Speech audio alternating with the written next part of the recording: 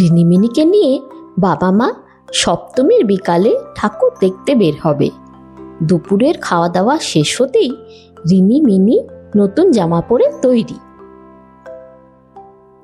এমন সময় রিনির পেট ব্যথা শুরু হলো। বাবা বলল, তবে আজ আর বেরিয়ে কাজ নেই, কালই না হয় ঠাকুর দেখা যাবে। মিনি বায়না জুড়ল যে তাকে আজই ঠাকুর দেখতে যেতে হবে। বাধ্য হয়ে বাবা তাকে নিয়ে বের হলো। মা বাড়িতে রিনির সাথে থেকে গেল।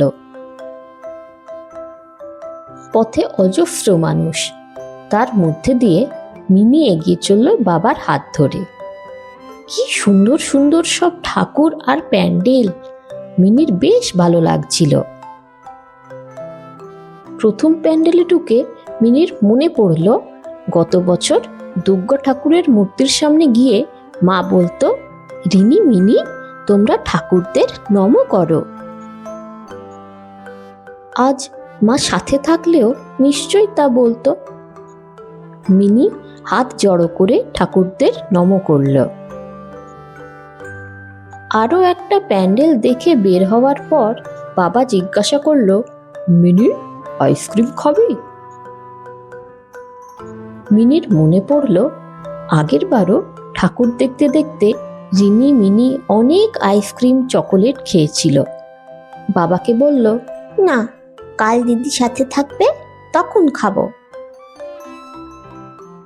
একটা প্যান্ডেলে সিংহটাকে দেখে মিনি ভুল করে বলেই ফেলল, দেখ দিদি, পুরো সত্যিকারের সিংহের মতো দেখাচ্ছে। বাবা হেসে ফেলল, দিদি সঙ্গে থাকলে আরো মজা হতো, কি বলিস? মিনির আর ঘুরতে ইচ্ছে করছিল না। বাবাকে বলল, বাড়ি যাব।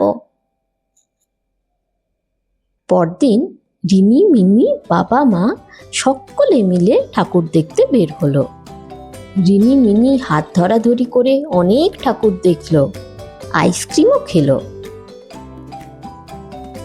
একসময় মিনি ক্লান্তিতে আর হাঁটতে পারছিল না। তখন বাবা তাকে কোলে তুলে নিল। এবার ফেরার পালা।